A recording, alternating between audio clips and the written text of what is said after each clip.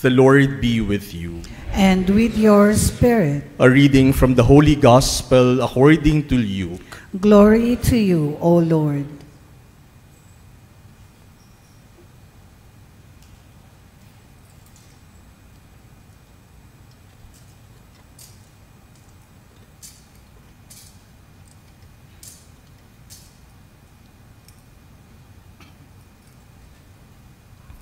Jesus said to his disciples, "There will be signs in the sun, the moon, and the stars, and on earth nations will be in dismay, perplexed by the roaring of the sea and the waves. People will die of fright in anticipation of what is coming upon the world, for the powers of the heavens will be shaken. And then they will see the Son of Man coming in a cloud with power and great glory. But when these signs begin to happen, stand erect and raise your heads, because your salvation is at hand. Beware that your hearts do not become drowsy from carousing and drunkenness and the anxieties of daily life, and that they catch you by surprise like a trap. For that day will assault everyone who lives on the face of the earth. Be vigilant at all times, and pray that you have the strength to escape the tribulations that are imminent and to stand before the Son of Man."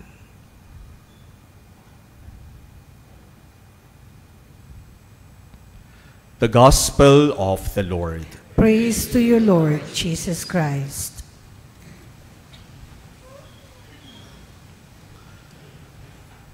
My dear brothers and sisters, there is an idiom which says, "Keep your eye on the ball."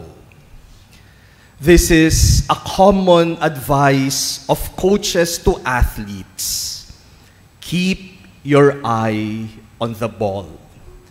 It means that in order to win the game, the athletes should not focus on the opponent. They should not focus on the crowd cheering or are not cheering for them. They should not focus on the circumstances around them. They should only have one focus: to keep their eye on the ball. Now, this is true not only in sports, but also in our ordinary lives, and especially in our Christian lives. To keep our eye on the ball means not to be distracted by unnecessary things. To keep our eye on the ball means not giving priority to non-essentials. Keeping our eye on the ball means being focused on our goals, our dreams, what we want in life. To keep our eye on the ball means paying attention to what is truly important, to what truly matters. At mahalaga po yan sa ating pang-araw-araw na buhay, yung may focus. You keep your eye on the ball. Ngayon po, unang araw ng Advent, unang araw na rin ng December. At kayo mga pumunta dito sa Makati, palagay ko ramdam na natin ang Christmas rush. Sa paghahanap lang ng parking, ang hirap-hirap na. Sa traffic sa paligid, napakatindi na. At ngayong panahon ng Christmas rush, ng shopping, mahalaga yung idiom na keep your eye on the ball. Halimbawa, meron kayong bibilhin sa mall. Sabi nyo, bibili lang ako ng isang t-shirt. Minsan isang t-shirt lang yung bibilhin natin, pero pagpunta sa mall, ang daming ibang nakikita. Uy, mura tong sapatos. Naka-sale pa, sayang naman. Bibilhin ko na. Ay, ang ganda ng relo. Tamang-tama, luma na tong relo ko, papalitan ko, bibilhin ko na. Kaya yung dapat na isang t-shirt lang na bibilhin, pag uwi, ang dami ng bit-bit na bags. O kaya sa mga mag-asawa, bago kayo pumasok ng mall, sabihan niyo ang isa't isa, keep your eye on the ball. O halimbawa po, ngayong panahon ito, marami ng parties, maraming kainan. Kapag sasabihin natin na, konti lang ang kakainin ko, kasi sayang naman yung diet ko, sayang naman yung iningatan kong figure, o kaya baka tumaas ang cholesterol level ko. Kapag sinabi natin yun, pagdating sa party, wag nang tingin ng tingin sa kung ano-anong pagkain. Sasabihin natin, mukhang masarap to. Konti lang naman, tikim lang, tikim lang. Pero sa araw-araw na party at araw-araw na tikim, dumadami din. Keep your eye on the ball. Kaya po ako kapag naglalakad dito sa mall, papunta sa chapel, pagpasok ko sa mall, pinapaalala ko sa sarili ko, pupunta ka sa mall para magmisa. Kasi sa dami ng madadaanan ko, pwede akong mamili, pwede akong kumain kung saan-saan. Kaya keep my eye on the ball. My dear brothers and sisters, that is precisely the reason why we have the Advent season. Advent tells us not to be distracted by the non-essentials. Advent helps us stay focused on what is truly essential, and that is Jesus. The message for all of us this first Sunday of Advent is very simple. The message is focus, focus, focus. In our readings this Sunday, especially in the Gospel, Jesus talks about the coming of the Son of God. This is in fulfillment of the promise made by the Lord through the prophet Jeremiah, as we heard in our first reading today. The day will come when the Son of Man will come on earth to bring us salvation, to be our justice. And Jesus tells us in the gospel that when that day comes, we will see the Son of Man coming in the cloud with power and great glory. And because we have to wait for that day, Jesus says, do not be drowsy. Huwag kayong aantok-antok from carousing, from drunkenness, and from the anxieties of daily life. Maraming distractions. Baka mamaya hindi natin mapansin, dumarating na pala yung hinihintay natin. That is why Jesus says, be vigilant at all times. And to be vigilant is to be focused. Kapag sinabihan kayo, o bantayan mo yan, o bantayan mo yung bata, bantayan mo yan, ibig sabihin, nakatutok ka doon sa binabantayan mo. Kasi kung hindi ka nakatutok doon sa binabantayan mo, baka masalisihan ka. To be vigilant is to be focused. And this season of Advent, we are invited to stay focused on the one who is to come. He is our ball, and we have to keep our eyes on Him. St. Paul in our second reading today tells us how it is to be vigilant by doing what is good, by striving to be holy before God, by doing what is pleasing in the eyes of God. That is what it means to be vigilant, to stay focused. My dear brothers and sisters, as we begin our Advent journey, let us stay focused on Jesus. And let us stay focused on what truly matters in our life. Mahalaga po sa ating pananampalataya na nakatuon tayo kay Jesus para kung anuman yung dumating sa ating buhay, mga distractions, mga tukso, kahit na dumating ang maraming pwedeng pagkaabalahan, nakatutok tayo kay Jesus.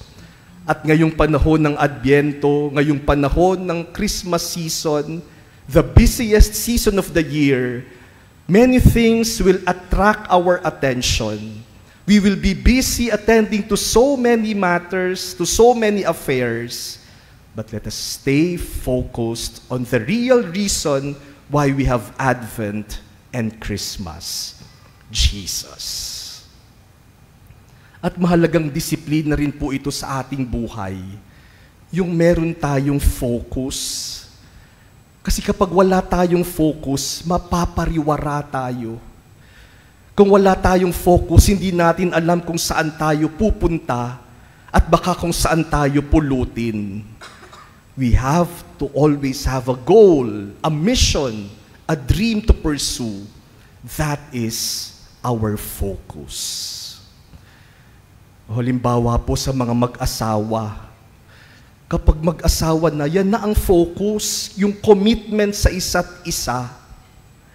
Maraming distractions na darating, pero kapag nakafocus, alam mo ang iyong commitment, yan ang iyong tutukan.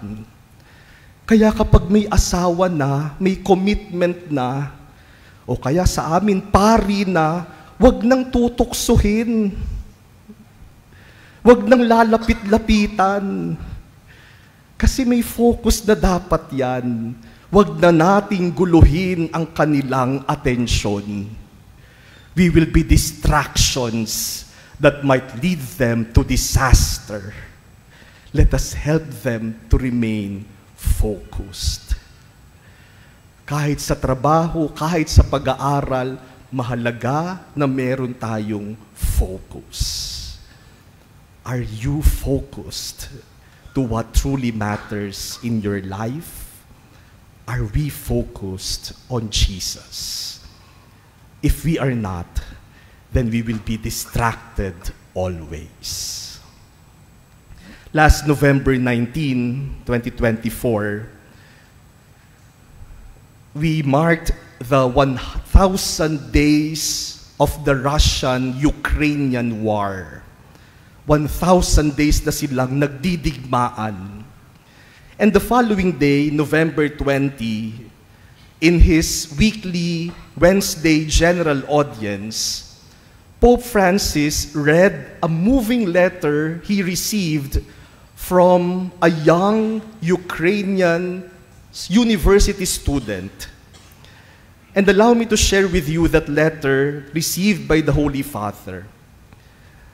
The letter reads, Father, when on Wednesday you remember my country and are able to speak to the whole world on the thousandth day of this terrible war, I ask you not to speak only of our suffering, but also of our faith. Although it is imperfect, that does not diminish its value, because it paints with painful strokes a portrait of the resurrected Christ. There have been too many deaths in my life recently. It is difficult to live in a city where a missile kills and wounds dozens of civilians, and you are witness to so many tears. I would have liked to flee, would have liked to go back to being a child in my mother's arms, would have liked to remain in silence and in love. But I thank God because through this pain, I am learning greater love. Pain is not only a road to anger and despair. If based on faith, pain is a good teacher of love. Father, if pain makes you suffer, it means that you love. And so when you speak of our pain, when you remember our 1,000 days of suffering, speak of our 1,000 days of love too, because only love faith and hope give a real meaning to our wounds. What a beautiful letter from a young man who is focused, not on the effects of war, not on destructions and disorder. He is focused on faith. He is focused on love. And he invites us to do the same. My dear brothers and sisters, as we begin our Advent journey, let us keep our eye on the ball. Let us keep focused on the Lord. You know, the other day, someone sent me a poem. Ako naman po, pag nakakatanggap ng mga ganyan, hindi ko na binabasa. Hindi katulad dati nung mga nagsisimula ang mga text message, lahat ng forward babasahin mo. Ngayon, kung ano-ano nang pinapadala, kaya hindi ko lahat nababasa. But this one caught my attention. The title of the poem is, God Won't Ask. And allow me to share this with you. God won't ask what kind of car you drove. He'll ask how many people you drove who didn't have transportation. God won't ask the square footage of your house. He'll ask how many people you welcomed into your home. God won't ask about the clothes you had in your closet. He'll ask how many you helped to clothe. God won't ask about your social status. He will ask what kind of class you displayed. God won't ask how many material possessions you had. He'll ask if they dictated your life. God won't ask what your highest salary was. He'll ask if you compromise your character to obtain it. God won't ask how much overtime you worked. He'll ask if your overtime work was for yourself or for your family. God won't ask how many promotions you received. He'll ask how you promoted others. God won't ask what your job position was. He'll ask if you performed your job to the best of your ability. God won't ask what you did to help yourself. He'll ask what you did to help others. God won't ask how many friends you had. He'll ask how many people to whom you were a friend. God won't ask what you did to protect your rights. He'll ask what you did to protect the rights of others. God won't ask in what neighborhood you lived. He'll ask how you treated your neighbors. God won't ask about the color of your skin. He'll ask about the content of your character. God won't ask how many times your deeds matched your words. He'll ask how many times they didn't. My dear brothers and sisters, if God won't ask these things, why are we paying so much attention to them? Kung hindi naman pala itatanong ng Diyos, bakit doon tayo nakatutok? At bakit yung buong buhay natin umiikot sa mga bagay na ito? Stay focused on Jesus. Stay focused on goodness. Stay focused on what truly matters. So that when God asks us the questions, we will be able to give the right answers.